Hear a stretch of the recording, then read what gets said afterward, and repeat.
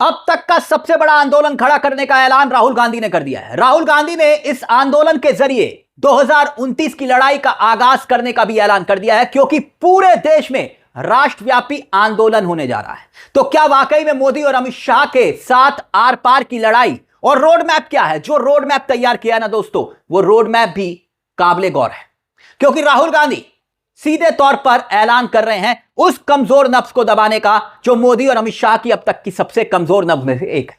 आपने देखा होगा कि हाल ही में राहुल गांधी ने एक मुद्दे को सबसे जोर शोर से उठाया, और कहा जाता है राहुल गांधी के बारे में कि भाई जिस मुद्दे को उठाते हैं तो शिद्दत से उठाते हैं। राहुल गांधी उस मुद्दे पर जोर जोर से हर मंच पर उस मुद्दे की गूंज को पहुंचाने की कोशिश करते हैं, और इस बार भी एक मुद्दा पेपर लीक, परीक्षा, एजुकेशन, पूरा सिस्टम, एजुकेशन सिस्टम, उसको लेकर एक आंदोलन हो रहा है पूरे देश में।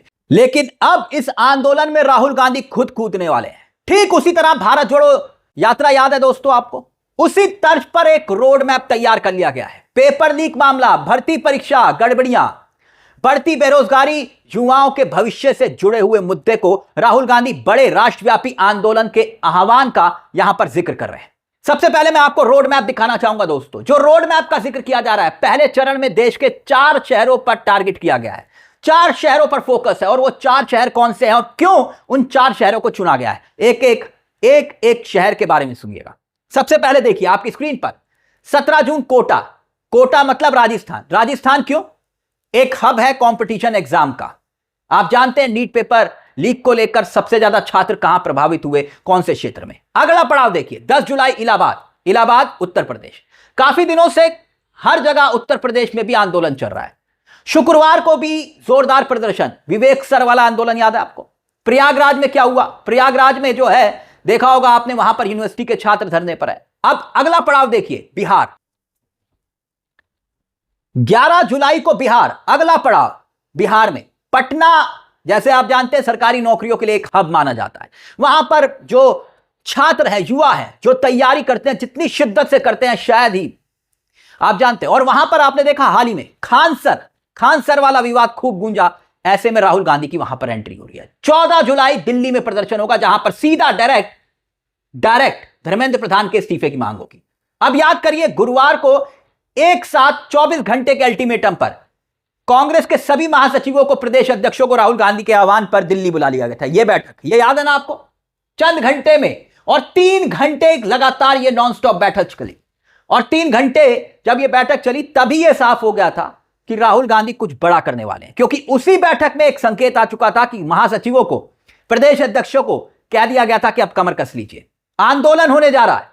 और राहुल गांधी ने बकायदा उस आंदोलन का जो आह्वान किया है, वो क्यों किया है जानते हैं आप? मोदी और अमित शाह के लिए मुश्किल क्यों खड़ी हो सकती है? दरअसल इस वक्त अगर आप देखें तो पेपर लीक का जो मुद्दा है, एजुकेशन सिस्टम का जो मुद्दा है, यह हिंदू मुसलमान की राजनीति का मुद्दा नहीं है दोस्तों। यह बच्चों के, छात्रों के, परीक्षार्थियों के, अभ्यर्थियों के भविष्य का मुद्दा है। चाहे वो किसी भी राजनीतिक दल का ही क्यों ना नेता हो, वो नेता के छात्र, अपने बच्चे खुद परेशान है। इसलिए यह जन आंदोलन के रूप में देखा जा रहा है। एनएसयूआई, यूथ कांग्रेस, प्रदेश कांग्रेस कमेटी, जिला कांग्रेस कमेटी यानी कि डीसीसी, और स्थानीय इकाइयों को यह जिम्मेदारी सौंपी गई है। आप देख सकते हैं तमाम सबको जिम्मेदारी सौंपी गई है कि अब ग्राउंड पर उतरिए। इस मुद्दे पर अब राहुल गांधी के आह्वान पर सड़कों पर धर्मेंद्र प्रधान के इस्तीफे की मांग लगातार हो रही है। जैसे कि आप जानते हैं दोस्तों, सबसे ज्यादा कौन कर रहा है? Youth Congress, NSUI. हर शहर, कोई देश का ऐसा शहर बचा नहीं जहां पर एनएसयूआई और यूथ कांग्रेस ने धर्मेंद्र प्रधान इस्तीफा दो के नारे ना लगाए। मशाल जुलूस तक, ये तमाम आंदोलन हर राज्य में हुआ दोस्तों, एनएसयूआई और यूथ कांग्रेस का। अब यह राजनीतिक विचारधारा से ऊपर उठकर सभी युवाओं को एक मंच पर लाने की कोशिश कही जा रही है। अब इससे होगा क्या? परीक्षा व्यवस्था की खामियां, सरकारी नीतियों से परेशान छात्र, जरा सोच कर देखिए वो अभ्यर्थी जो अपनी जान दे चुके हैं, उनके परिवार वाले। इसलिए यह मुद्दा मोदी और अमित शाह के लिए मुश्किल खड़ी कर सकता है। मोदी सरकार के लिए जवाब देना भारी पड़ सकता है अगर यह आंदोलन वाकई में खड़ा हो गया तो। क्या किया जाएगा? युवाओं को फिजिकली और डिजिटल भेजा जाएगा, जोड़ा जाएगा। कॉलेजों और विश्वविद्यालयों को इस अभियान में जोड़ने की कोशिश है। कोचिंग संस्थाओं को और स्कूलों में छात्रों से संवाद करेगी यहां पर राहुल गांधी, और सबसे महत्वपूर्ण पॉइंट, सोशल मीडिया के जरिए जागरूकता अभियान तो चलेगा, कार्यक्रमों को लाइव स्क्रीनिंग दिखाई जाएगी, लेकिन छात्र और युवा संगठनों को आंदोलन से जोड़ने की तैयारी हो रही है। और ऐसे में राहुल गांधी देश भर में छात्रों और युवाओं को बड़े बड़े सम्मेलनों के जरिए अगर जोड़ लेते हैं, जब संबोधित करेंगे, तो इन सम्मेलन से 2029 के लिहाज से एक रास्ता खुलेगा। प्रतियोगी परीक्षाएं कौन देता है? युवा, छात्र, युवा संगठन, शिक्षक, शिक्षकविद, पेपर लीक, भर्ती घोटाला। प्रभावित कौन है? अभ्यर्थी। जब वो एक मंच पर आकर, एक मंच पर, क्योंकि देश भर में युवाओं को एक मंच पर लाने की ही कोशिश है, आकर सब अपनी समस्याओं को रखेंगे, तो फिर सोचिए जरा कि यह मुद्दा मोदी सरकार पर भारी पड़ सकता है। इस आंदोलन को देश की होनहार मीडिया को भी झक मार कर कवर करना होगा। जो अभी तक आपने देखा होगा कि यूथ कांग्रेस, एनएसयूआई कितना जोरदार प्रदर्शन करी, लेकिन कवर नहीं हो रहा। देश की होनहार मीडिया क्यों नहीं कवर करी? क्योंकि आप जानते हैं अमृतकाल चल रहा है। अमृतकाल में 2014 के बाद से ऐसे आंदोलनों पर दिखाने पर रोक है, ऐसा कहा जाता है। लेकिन इस मुद्दे के जरिए एक मंच पर अगर सारे युवा आते हैं, तो मोदी क्या अपने मंत्री को बचा पाएंगे? क्योंकि अगर इंडिया गठबंधन साथ दे गया राहुल गांधी के इस आंदोलन में, तो बहुत कुछ बदल सकता है। आने वाले मॉनसून सत्र के दौरान संसद में भी जोरदार तरीके से इस मुद्दे को उठाने की तैयारी हो रही है, यानी सड़क से लेकर सदन तक कांग्रेस देश के युवाओं के सामने एक मैसेज देना चाह रही है। मैसेज बिल्कुल साफ है कि आपकी लड़ाई राहुल गांधी लड़ रहे हैं, आवाज राहुल गांधी उठा रहे हैं और लगातार उठा रहे हैं। और यह राजनीतिक आंदोलन नहीं होगा, बल्कि देश के युवाओं के अधिकारों और उनके भविष्य की लड़ाई लड़ते हुए कांग्रेस राहुल गांधी दिखना चाह रही है। There's a fundamental problem with our medical exam system. NEET का भैया पेपर अवेलेबल है टेलीग्राम। किसी को ट्रस्ट हो ही नहीं रहा कि ये पेपर लीक नहीं होगा। हमें तो लग रहा है ये भी हो जाएगा। कोई ऐसी बात नहीं है जो गारंटी कर रही है कि नहीं होगा। लास्ट मिनट में हो जाएगा, फिर से वो तमाशा शुरू हो जाएगा। कोटा में तो सर हर दूसरे दिन सुसाइड हैं, कोचिंग सेंटर हैं, वो दबा देते हैं बात को, फिर उनके कैरेक्टर को जज किया जाता है कि बच्चे ने नशे की वजह से जो है सुसाइड किया है।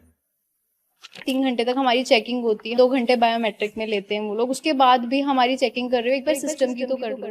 It is the government's responsibility to educate people. It is the government's responsibility to give people health care. That's my view. That's not the current government's view. Why don't they do it 5 times a year? At least that way, paper gets leaked, you stop it, but everybody doesn't get destroyed.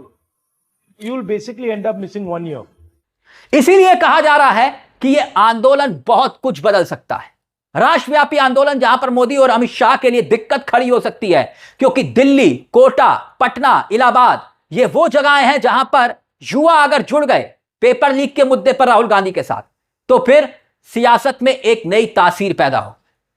और आप जानते हैं, किसी भी देश, किसी भी मुल्क को उठाइए, सबसे पहले आंदोलन का अलग, आंदोलन की आवाज कहां से उठती है? युवाओं के अंदर से। जब जब युवा बोला है, सिंहासन डोला है, ये नारे यूं ही नहीं लगे। देश की सियासत में कई बार ऐसा हुआ कि छात्र सड़कों पर उतरे, युवा सड़कों पर उतरे, और उसके बाद देश में तख्ता पलट तक हो गया। तख्ता पलट मतलब जब चुनाव हुए तो चुनाव में सत्ता पक्ष को भारी नुकसान हुआ। अब ऐसे में युवाओं के मन में अगर यह मुद्दा घर कर रहा है, क्योंकि एक तरफ कोकरोच जनता पार्टी को भी आप देख रहे होंगे, लेकिन यह हकीकत है कि सबसे पहले एनएसयूआई, यूथ कांग्रेस और राहुल गांधी लगातार इस मुद्दे को उठा रहे हैं कि धर्मेंद्र प्रधान इस्तीफा दो। और यह एक बहुत शुभ संकेत देश की राजनीति में यह है कि मुद्दा कोई भी उठाए, संकेत क्या शुभ है। मैं लगातार यह बात कहता हूं दोस्तों कि देश में अगर शिक्षा व्यवस्था के मुद्दे पर राजनीति हो रही है, तो इससे अच्छा संकेत नहीं हो सकता।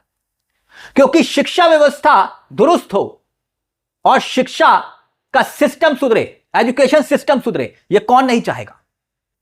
अब ऐसे में आपको लगता है कि राहुल गांधी ने इस मुद्दे को उठाकर कहीं ना कहीं मोदी सरकार के लिए खतरे की घंटी बजा दी। और अगर यह आंदोलन कामयाब हुआ भारत जोड़ो यात्रा की तरह, क्योंकि 2024 में माना जाता है कि उस भारत जोड़ो यात्रा की वजह से ही कांग्रेस 99 का आंकड़ा छू पाई, माहौल बदला, तो क्या राहुल गांधी एक बार फिर से उसी तरह से पैदल चलते चलते पूरे देश का रास्ता नापने वाले हैं? और यह मोदी सरकार के लिए क्या एक खतरे की घंटी साबित होगा? इस पूरे मुद्दे को लेकर आपकी क्या राय है? अपनी राय हमें कमेंट बॉक्स में जरूर दीजिएगा।